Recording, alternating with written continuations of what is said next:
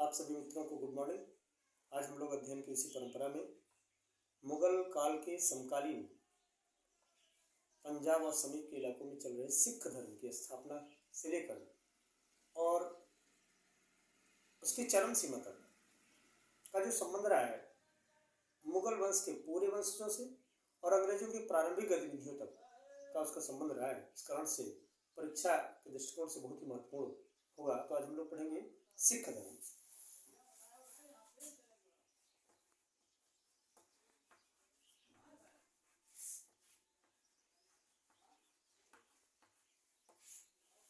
सिख धर्म की स्थापना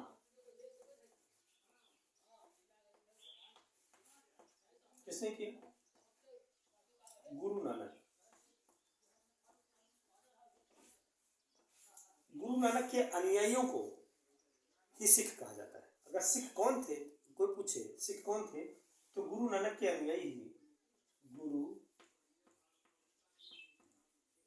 नानक के अनुयायी सिख कहलाए।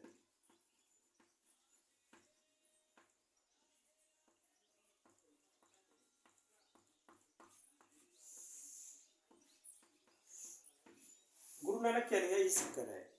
तो अब हम लोग गुरु नानक के बारे में पढ़ते हैं। जहाँ पढ़ेंगे हम लोग जन्म 1469 में।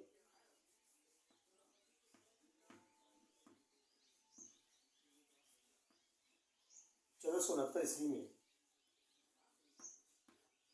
तलवंडी में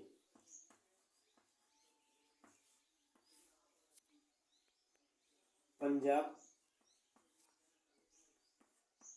जो कि पाकिस्तान में, पाक में, पाकिस्तान, किसके हैं? कुल ब्राह्मण कुल में। पिता कल्याण राय,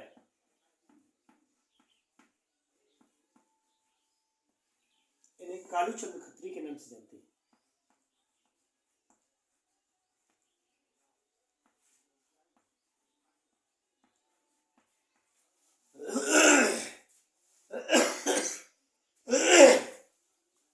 माता तृप्ता देवी,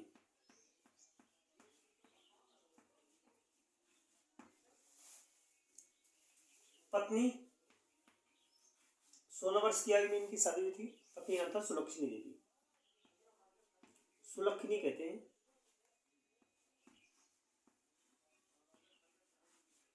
और प्राय इसका शुद्ध हिंदी सुलक्षणी भी होगा।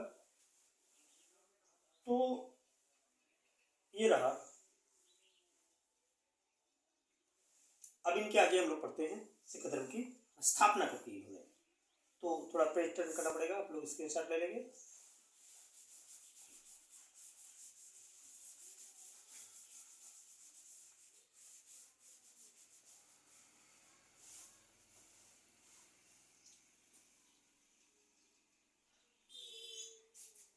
आध्यात्मिक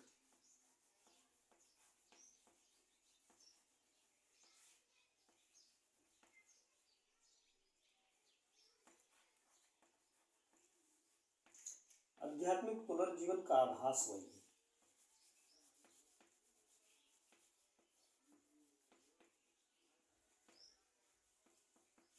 कब हुआ? 1496 ईस्वी में।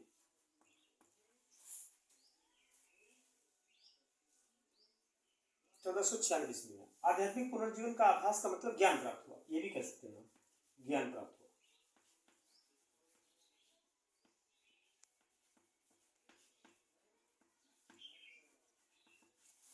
ज्ञान प्राप्त हुआ। तपस्या के दौरान इनके साथ में 4 शिष्य थे। शिष्य न कहिए, साथी कहिए। मर्दाना, बाला साहब, लहना, जिन्हें हम गुरु अंगद कहते हैं, और ये 4 शिष्य एक साथ में तपस्या के लिए गए थे। और 1496 ईस्वी में कार्तिक पूर्णिमा के दिन, कार्तिक पूर्णिमा ये तिथि बहुत महत्वपूर्ण है। कार्तिक पूर्णिमा के दिन,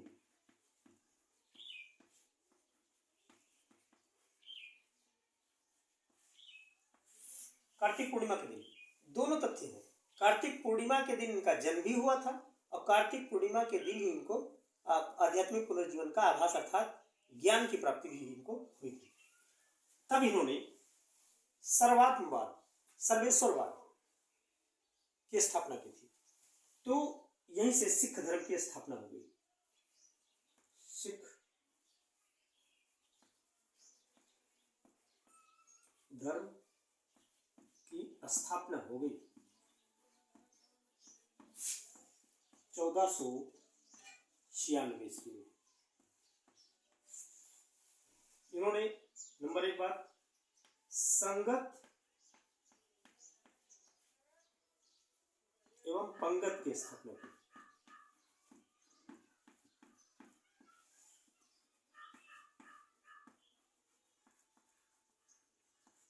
किस लिए किया?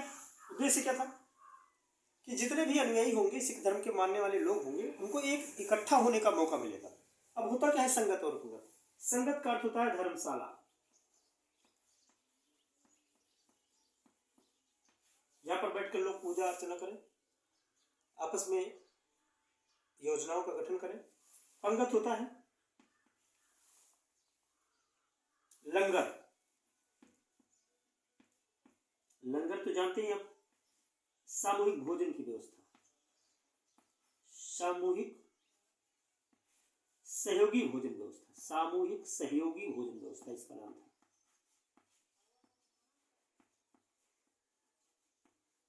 सामूहिक सहयोगी भोजन, ये लंगर था। इन दोनों की स्थापना इन्होंने की थी।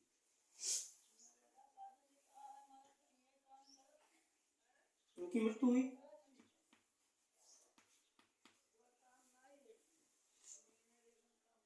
1538 ईस्वी में। और मृत्यु के उपरांत जो सिख धर्म के उत्तराधिकारी बने गुरु अंगद हुए। तो दूसरे गुरु, कौन गुरु? दूसरे गुरु, द्वितीय गुरु। द्वितीय गुरु कौन बने? गुरु अंगद। अब हम लोग पेज टर्न करेंगे और आगे पढ़ेंगे। तब तक के लिए आप लोग स्क्रीनशॉट ले लीजिए। चलिए,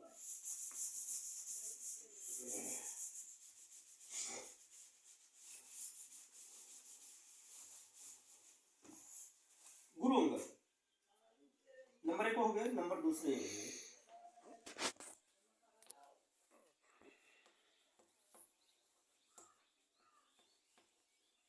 गुरु अंगद। कब से कब तक रहे? पहली बात तो यही ध्यान रखना है। तो 1539 से 52 तक ये सिख धर्म के द्वितीय गुरु के रूप में विद्यमान है। इनमें कार्य कौन कौन से किए? इनके बचपन का नाम क्या था? ये थोड़ा जरूरी है। लहना। लहना क्या किया? सबसे नंबर एक काम इन्होंने किया कि लंगर को स्थायी बना दिया।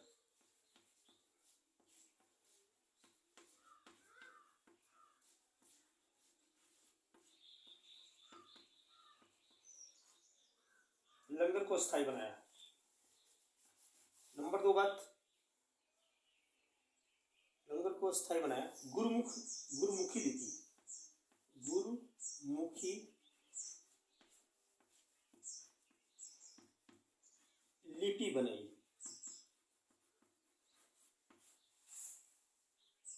गुरुमुखी लिपि बनाई और सिख धर्म को संगठित करने का पूरा प्रयास किया। तीसरे गुरु के रूप में हम देखते हैं गुरु अमरदास।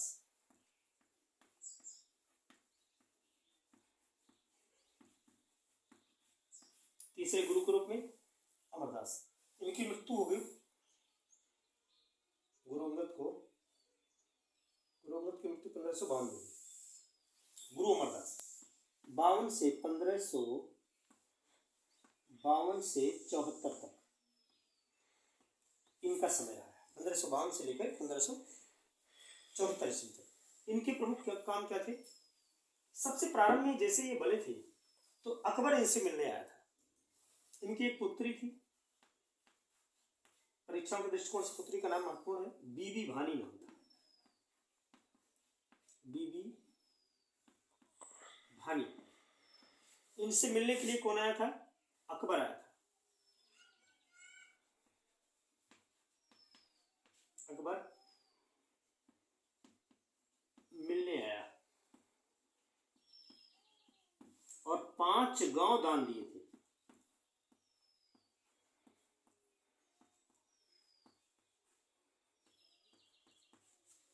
5 गांव दान दिए थे। इनके और प्रमुख कार्य क्या है? तो नंबर 1 बात हो गया, नंबर 2 हो गया, और नंबर 3 के हम लोग देखते हैं 22 गद्दियों की स्थापना की थी। 22 गद्दी की स्थापना, और सभी पर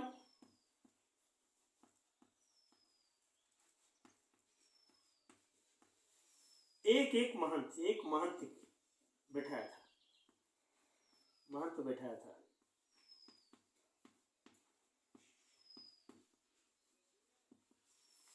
एक महंत बैठाया था,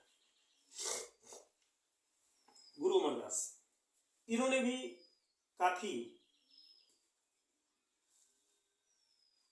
संगठित करने की कोशिश की सिख धर्म को। अब हम पढ़ते हैं यहाँ चौथे गुरु के रूप में। देखिए, जब अकबर इनसे मिलने आया था गुरु अमरदास से, तो उसकी दृष्टि अमरदास पे नहीं थी, उसकी दृष्टि इनकी पुत्री पर थी। जहाँ तक इतिहासकारों का मानना है कि वो वैवाहिक संबंध बनाना चाहता था। इस कारण से गुरु अमरदास ने शीघ्र ही, जल्दी ही बीबी भानी की शादी रामदास से कर दी। गुरु रामदास, गुरु रामदास। अब गुरु रामदास के बारे में जानते हैं, गुरु अमरदास के दामाद थे। गुरु अमरदास के क्या थे? दामाद। गुरु अमरदास के क्या थे? दामाद थे। आपको ध्यान रखना है।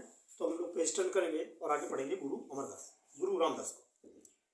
ठीक है, ठीक है, इसके साथ ले लीजिए।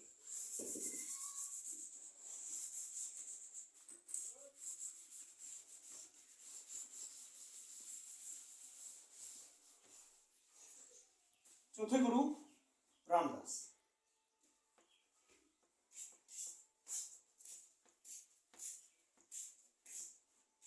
गुरु रामदास, इनका समय क्या है? 1574 से 81 ईस्वी। 1574 से 81 ईस्वी इनका समय रहा है। इनकी पत्नी कौन है? आपको पता होना चाहिए कि ये गुरु अमरदास के दामाद थे। तो पत्नी कौन होगी? बीबी भानी। 2 साल पहले ये अमरदास के समय में गुरु बीबी भानी से मिलने आया था अकबर, और फिर बीबी भानी से 2 साल बाद मिलने आया। और जब मिलने आया तो क्या देखा कि बीबी भानी की शादी हो चुकी थी, परंतु फिर भी उसने 500 बीघा जमीन दान दिया। अकबर ने क्या किया? 500 बीघा, अब बीघा का पैमाना उस समय जो भी रहा हो, 500 बीघा जमीन दान दिया। किया नहीं दिया। नंबर 1 बात, इसी 500 बीघा जमीन पर रामदास ने, गुरु रामदास ने इसी जमीन पर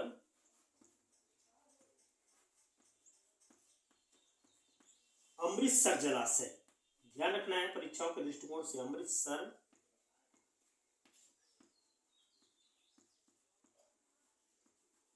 जलाशय और अमृतसर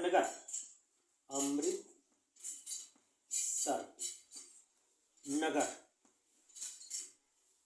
की स्थापना की।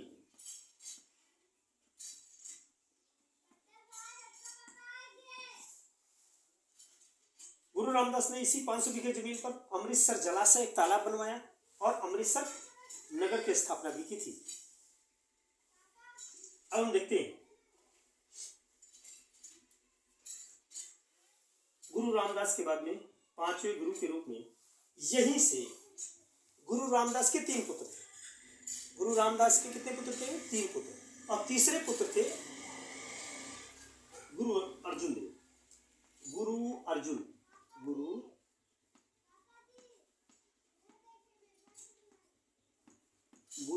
देव कौन थे? तो ये गुरु रामदास के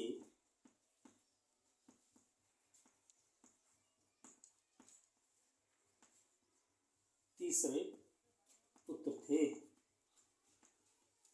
व्यवस्था क्या हो गई नंबर 1 यहीं पर? व्यवस्था हो गई कि पहले समय देख लेते हैं फिर हम लोग। समय इनका कब से कब तक रहा? 81 से 1581 से लेके 1606 ईस्वी तक रहा। ये सिख धर्म के 5वें गुरु के रूप में विद्यमान रहे। नंबर 1 क्या व्यवस्था यहाँ क्या हो गई कि गुरु पद को परीक्षाओं के दृष्टिकोण से बहुत महत्वपूर्ण है। गुरु पद को पैतृक बना दिया गया।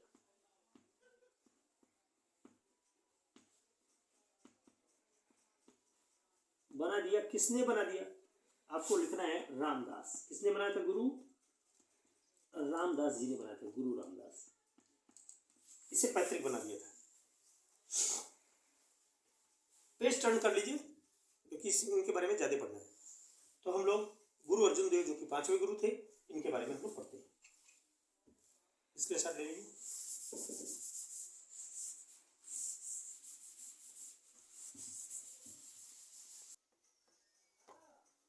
गुरु अर्जुन देव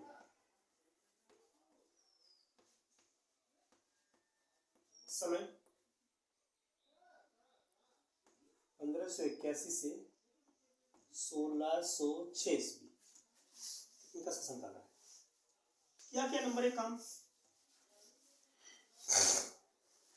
तो जो अमृतसर जलाशय था,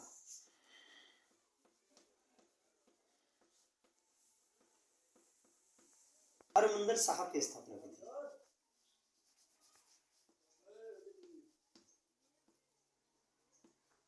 हरमंदिर साहिब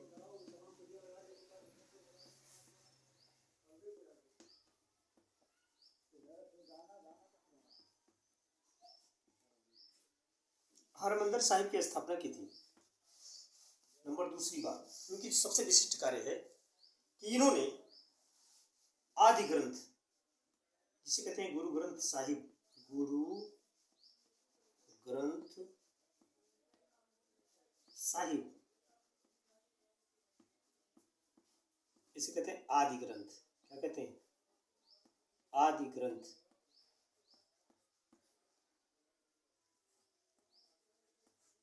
की रचना की। रचना ना कहिए, संकलन के ना, क्योंकि इन्होंने कोई लिखा नहीं था। इन्होंने गुरु नानक की वाणी को। अब गुरु ग्रंथ साहिब की बात पढ़ते हैं हम लोग। आदि ग्रंथ विशिष्ट रूप से है। इनमें किन किन लोगों की बातें, किन किन लोगों के दोहे संकलित है। तो देखते हैं कि आदि ग्रंथ में ये परीक्षाओं के दृष्टिकोण से काफी महत्वपूर्ण है, चाहे वो हिंदी का विद्यार्थी हो चाहे सामान्य दिन का। आदि ग्रंथ में 15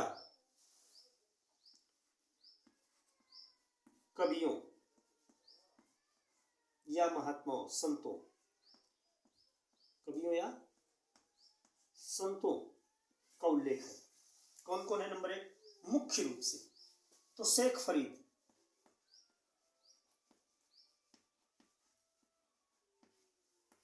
एक 122 दोहे, 122 पद। नामदेव 60 पद। कबीर के सबसे ज्यादा 541 पद। और सूरदास के भी पद हैं, सदना के हैं, धन्ना के हैं, पीपा के हैं, सेठा के हैं। ऐसे करके 15 कवियों के का उल्लेख इन्होंने अपने आदि ग्रंथ में किया। उल्लेख नहीं, इनके पदों को संकलित किया है। और गुरु नानक के 974 पद। इस प्रकार आदि ग्रंथ की रचना इन्होंने की। और अब इनकी मृत्यु एक विशिष्ट कारण से हो गई। मृत्यु 1606 में किस कारण से हुआ? इन्होंने जहांगीर के ज्येष्ठ पुत्र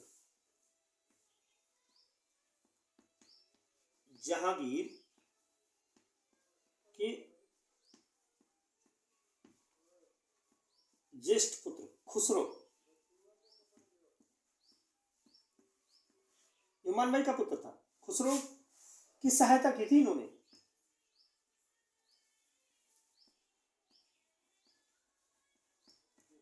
सहायता की थी। इस कारण से जहांगीर ने उनकी हत्या करवा दी। इस कारण से जहांगीर ने क्या करा दी? हत्या करा दी।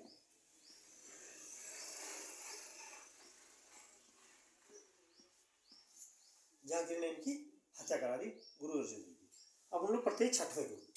स्क्रीनशॉट ले लीजिए, पेज टर्न करना पड़ेगा, ठीक है।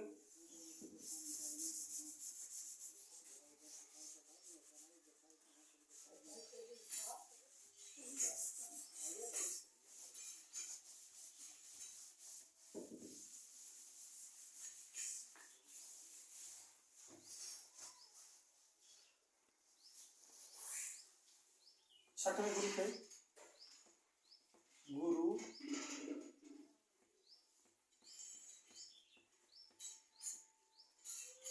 हरगोविंद। क्या नाम था?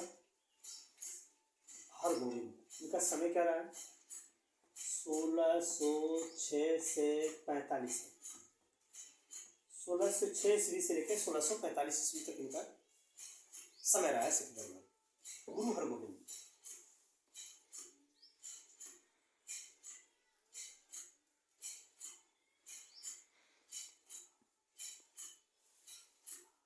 इन्होंने भी सिख धर्म को काफी महत्व प्रदान किया। गुरु ग्रंथ साहिब में भी काफी रुचि रखी। सभी लोगों को लंगर व्यवस्थाओं को और व्यापक बनाया। सर्वाधिक लोगों को सिख धर्म से जोड़ने का काम किया। और सातवें गुरु के रूप में थे गुरु हर राय। गुरु हर राय, जिसे हम सभी लोगों की अगर विशिष्ट चीजों को बहुत ज्यादा देखेंगे, परीक्षा के दृष्टिकोण से बहुत ज्यादा महत्वपूर्ण नहीं है, तो हम लोग इसलिए जो महत्वपूर्ण है वही देखेंगे। गुरु हर राय का समय रहा है 1645 से लेकर 1661 ईस्वी तक। इन्होंने भी वही काम किया जो पारंपरिक रूप से सिख धर्म का कार्य था। आठवें गुरु के रूप में गुरु हरकिशन।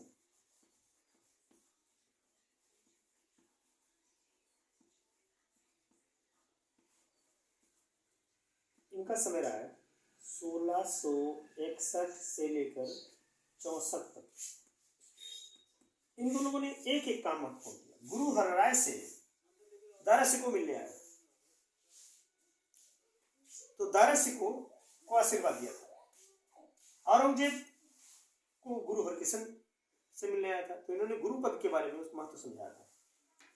हम लोग देखते हैं नवे गुरु जो कि परीक्षा के दृष्टिकोण से महत्वपूर्ण है। नवे गुरु गुरु तेग बहादुर।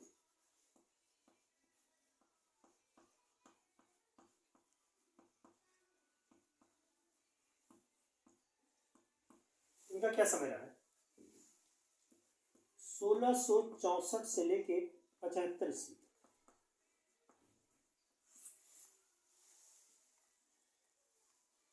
गुरु तेग बहादुर।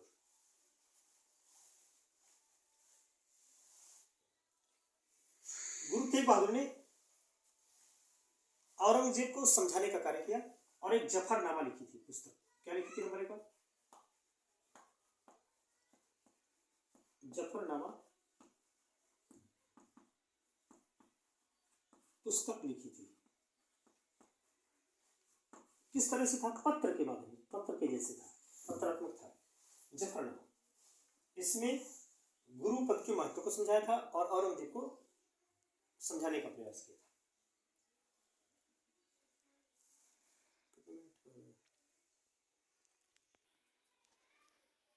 गुल खां नामक व्यक्ति ने गुल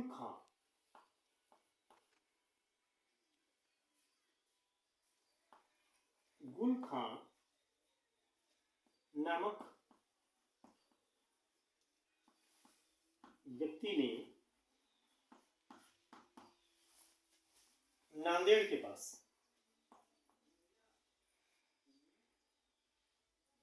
शीशगंज के पास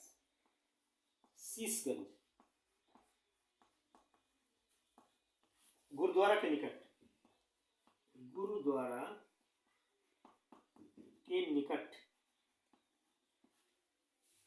1675 ईस्वी में क्या कर दी?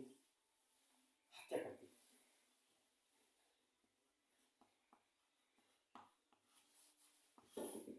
फिर हम लोग सिख धर्म को 2 भागों में पढ़ते हैं। आज इतने ही पढ़ते हैं, इसके आगे हम लोग दूसरे वीडियो में पढ़ेंगे। धन्यवाद। सब लोग लाइक एंड शेयर जरूर करना, सब्सक्राइब करना। धन्यवाद।